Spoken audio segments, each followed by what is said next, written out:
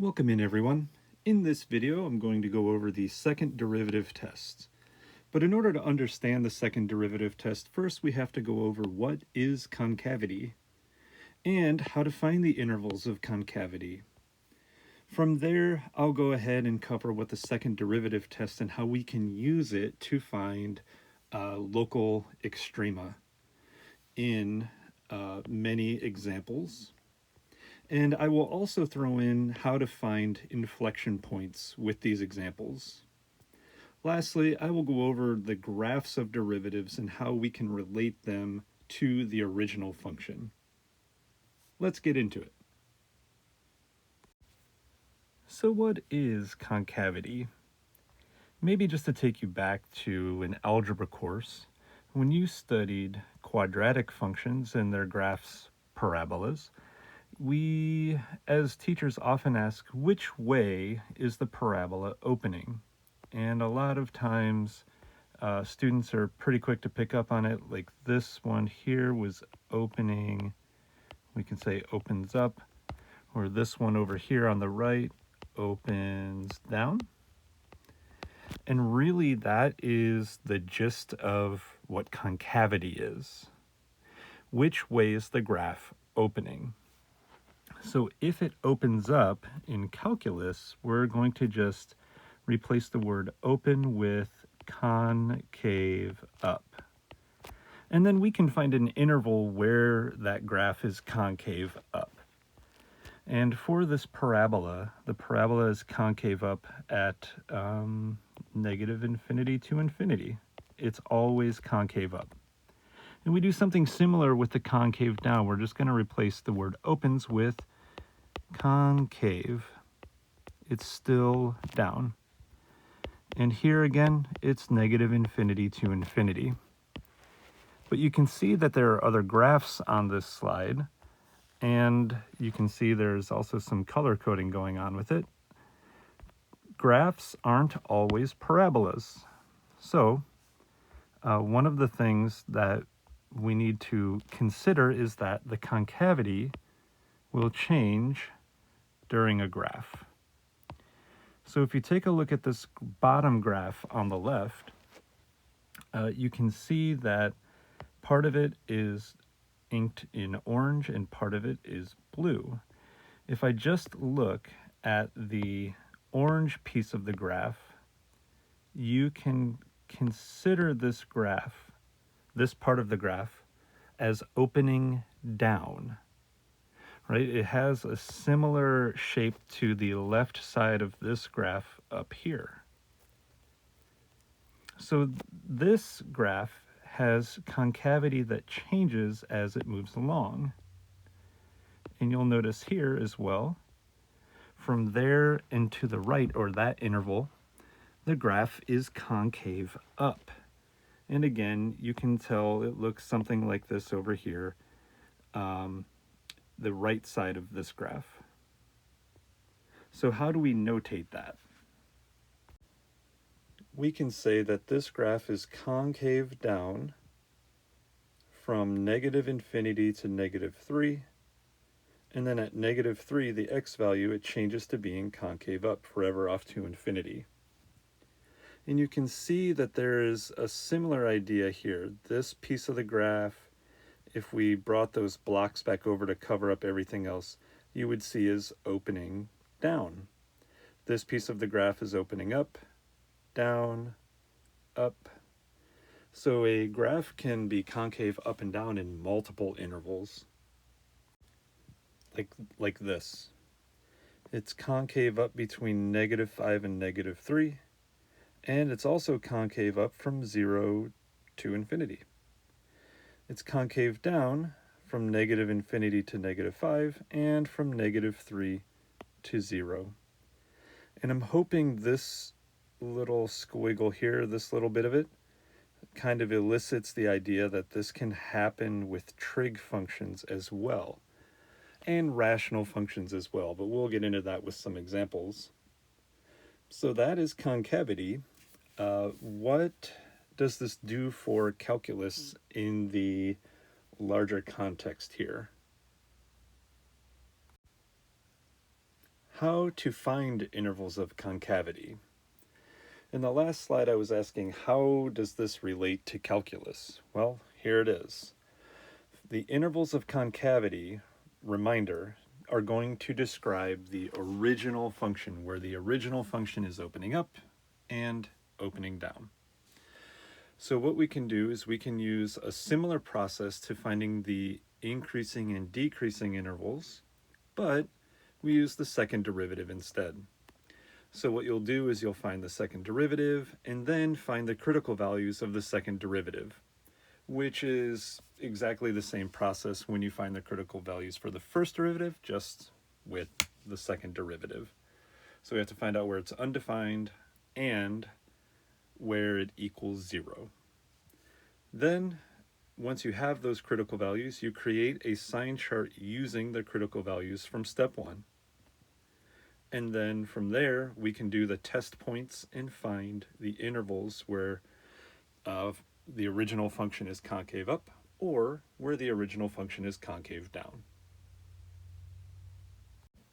This slide I get to go over the second derivative test, and over here in parentheses it's a second derivative test for Extrema. So suppose you have a second derivative and it's continuous on an open interval containing x equals c. If the first derivative is evaluated at that value c and it's 0, so this is something we need to have happen, then, or rather and, the second derivative is less than 0 at that value, then f has a local max at that value. However, if the second derivative at that value is greater than 0, then f has a local minimum at that value. If the second derivative at that value is 0, then the test fails, and you should go back and use the first derivative test to check if it is a local max, local min, or neither. All right, so why does this even make sense? So remember, the second derivative tells us whether a function is opening up or opening down. You can think of it like that. So you can see here with this part, the second derivative, or this part of the graph is concave down, which means that the second derivative would be less than 0. Opening down means the second derivative value will be negative. But if we take a look at the critical value, that which gives us a maximum or a minimum on that interval, this is a local max. So concave down, a critical value from the first derivative on a concave down interval gives you a local max. And then similarly, if we look at this local extrema, this ends up being a local min, even though it is on a concave up piece of the graph. So just keep that in mind. You might think that since it's negative, it should be a minimum, or since it's positive, it should be a maximum, when in reality, it's exactly the opposite. Let's take a look at a couple examples of how to apply the second derivative test.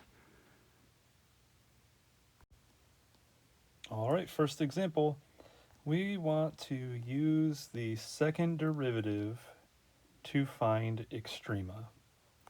So here's what you have to do in order to be successful here. The first thing is, you should find the derivative and then the second derivative. We're going to need both. So the first derivative here is going to just be an applied power rule. So 2 minus, what will this be? 2 over x to the 1/3 power. And then the second derivative here will just be negative 2 over x to the 4/3 power. Oops, 3 in the denominator as well. All right. So how does this work? Well, using the second derivative test, one of the very first things we need to know is, where does the first derivative equal 0? Now, you might notice that there is a critical value at x equals 0, but we don't really care about that. Otherwise, the second derivative test would have mentioned, make sure you're checking all critical values from the first derivative. but that's not what we're after. Only the x values that make the first derivative equal 0. So in order to find that, we set it equal to 0 and we solve for x. So what we can do is we can multiply both sides of this equation by x to the 1/3 power to get 2x to the 1/3 minus 2 equals 0. You can then solve for the x to the 1/3 to get 1. And then you can cube both sides to get x equals 1.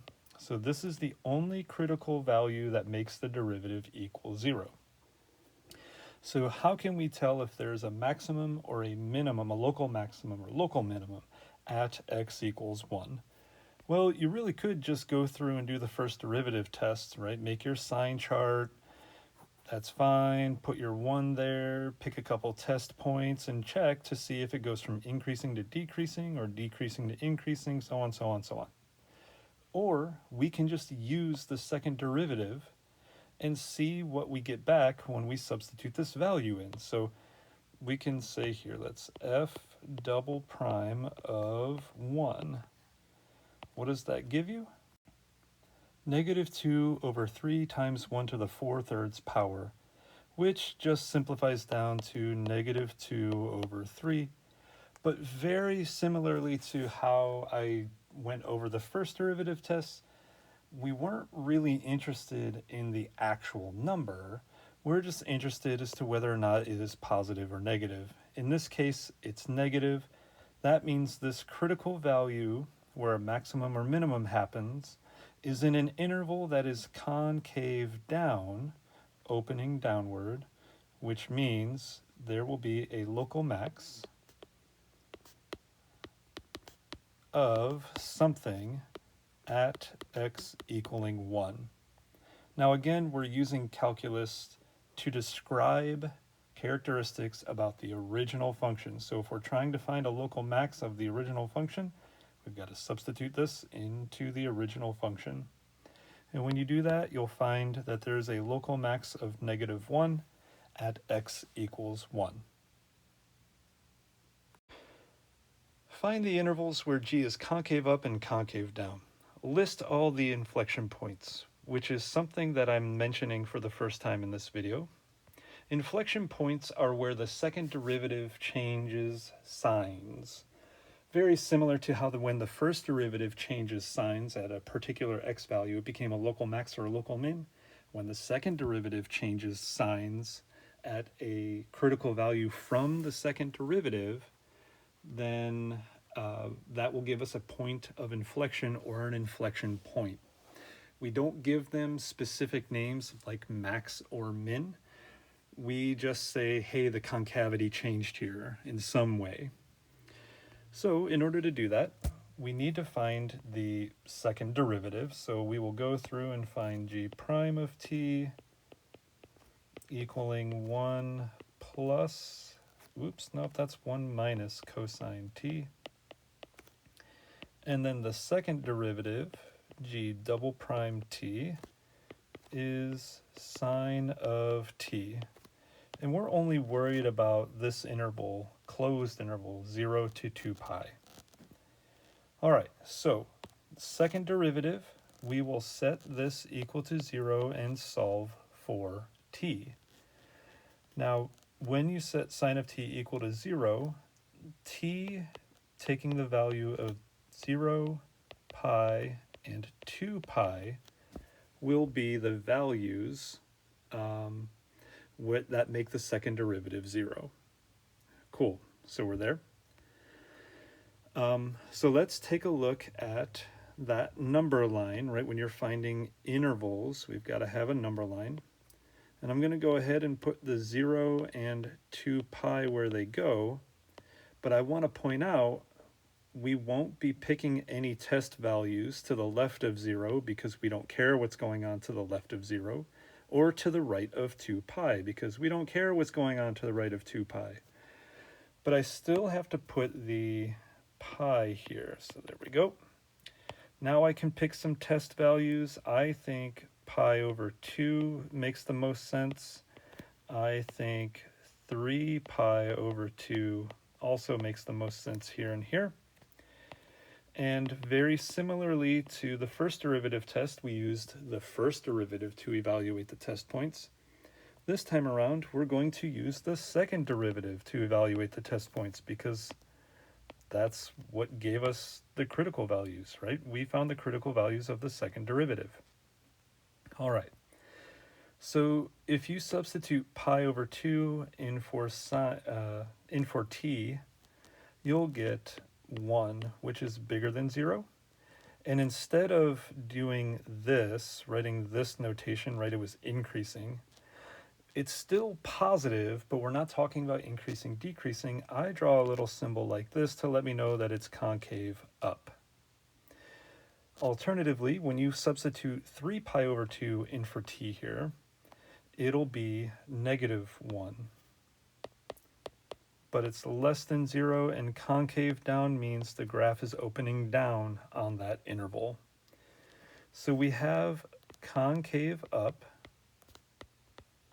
from 0 to pi, and concave down from pi to 2 pi.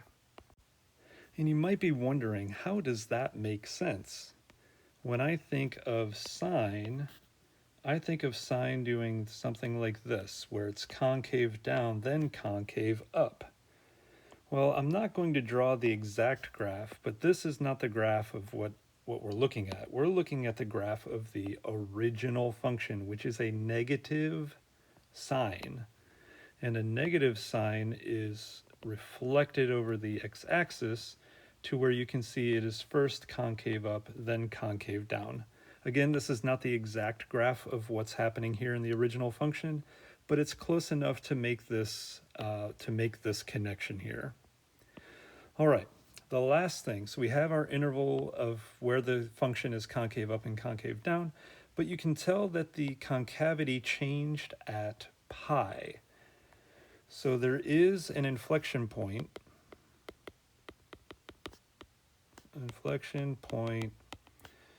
and since it is a point, this will be an ordered pair, not to be confused with the intervals that are up here. And the inflection point is right here at pi because the concavity changes as you move left to right from being upward to downward, or positive to negative. So we know the inflection point will be at pi, and I've beat this horse into the ground. Ready? It's a point on the original function. So we have to find what does g of pi equal. So when you substitute pi in here for t, you'll also get back pi. So we have an inflection point at pi. In for a doozy here. Use the second derivative to find inflection points and extrema. And while we're at it, we will also list out the intervals where the function is concave up and concave down. Okay, so the first thing, again, that needs to happen is, since we're needing the second derivative, let's go ahead and find the first derivative, which is the denominator times the derivative of the numerator minus the numerator times the derivative of the denominator, which is just 1. I'm not going to write it down, over the denominator squared. Cool. This simplifies to this. And from here, we can go ahead and take the second derivative. Now, keen-eyed viewers out there, you might notice that this factors, but if you factor this first and then try to take the derivative, you're going to have to do a product rule when you're taking the derivative of the numerator. So I would just say leave it as is.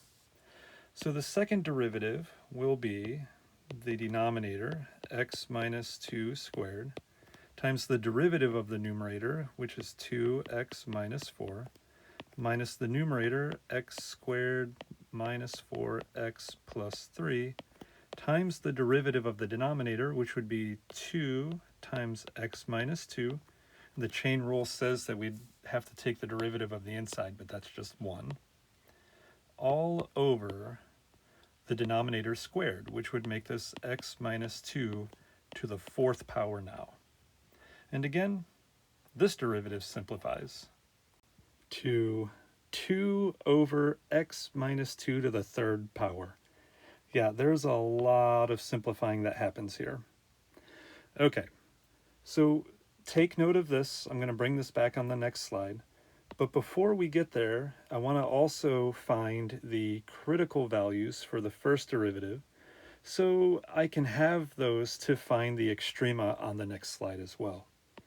So to find the critical values of the first derivative, we don't need to worry about the denominator because those are the critical values that make the first derivative undefined. The only place we need to look then is the numerator, so x squared minus 4x plus 3 equals 0. And you keen-eyed viewers from earlier, now is your time to shine. This will factor to x minus 1, x minus 3 equaling 0, which means we will have some critical values from the first derivative that will be x equals 1 and 3. So these will come back on the next slide as well. I think I want to find my extrema first. Sure, why not? I think that'll take a shorter amount of time. So I'll evaluate the second derivative at 1. So I'll call it 2 over something minus 2. This should be to the third power. There we go. 1. So we have 1 minus 2 is negative 1. Negative 1 to the third power is negative 1. 2 over negative 1 is negative 2. And that's less than 0. So there is a local max of something at x equals 1.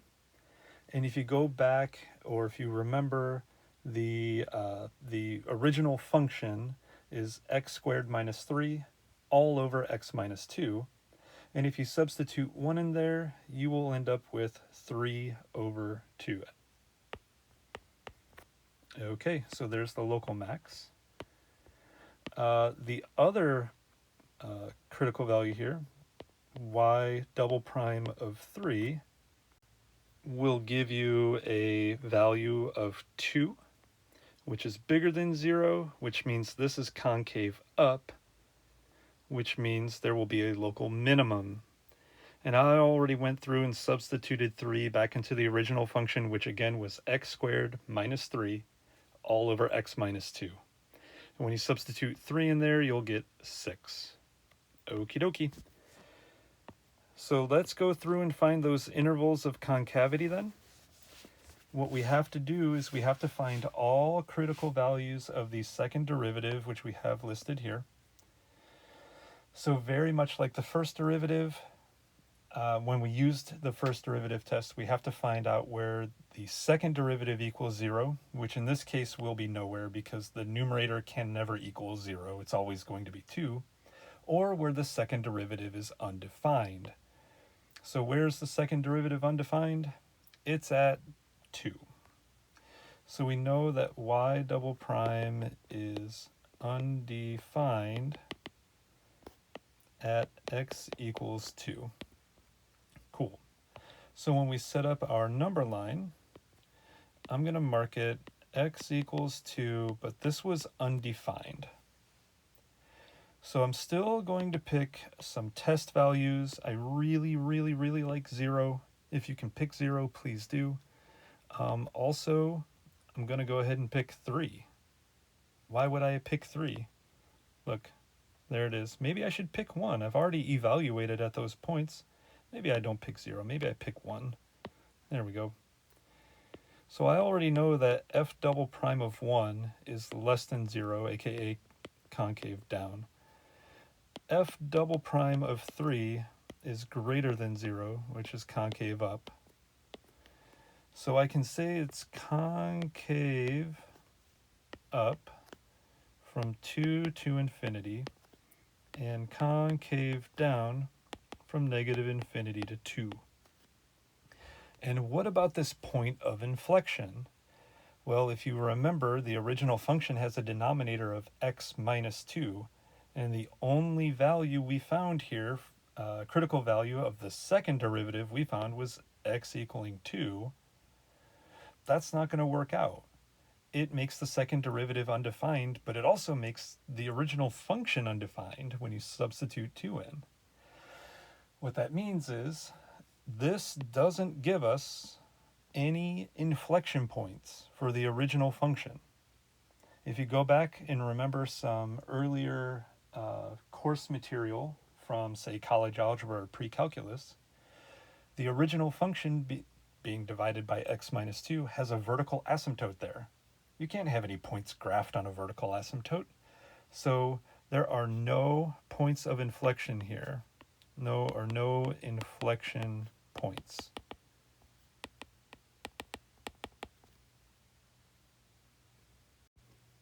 To close out the video, I'm going to talk about the graphs of derivatives and how they relate to the original function.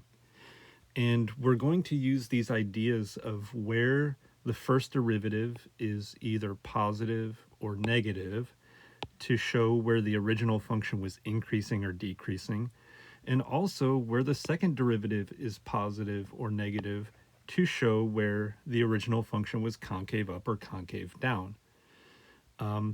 And you can already see that if we look at the derivative of the function and the function it came from, right, second derivative is the derivative of the first derivative, you can see that at the x-intercept here, we end up with a critical value.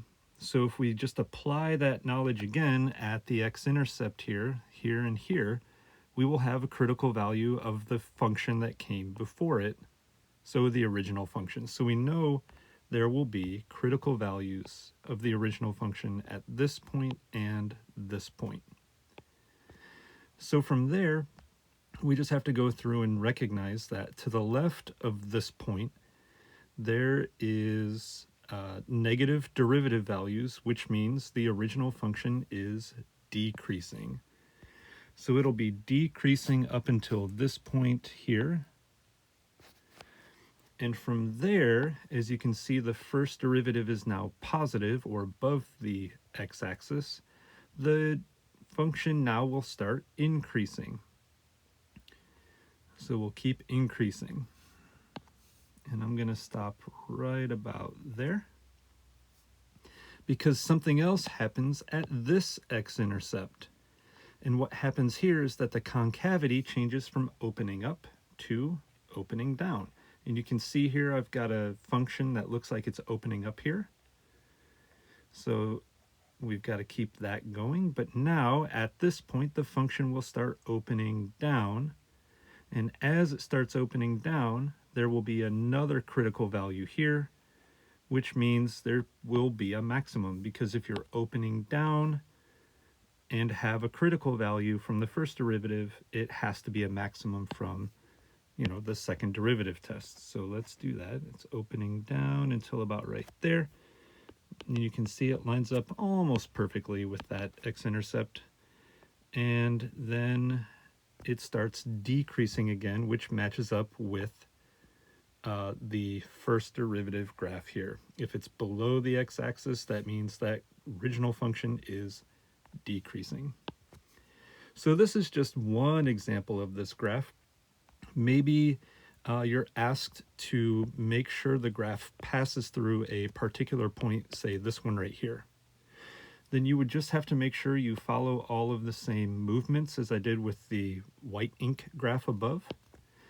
And let's see, it would have to be increasing up until this point, still increasing, top out, and come back down. So maybe your graph would just be a shifted down version of the one that I just drew up here. So just make sure you're trying to aim to get that graph going through the correct point.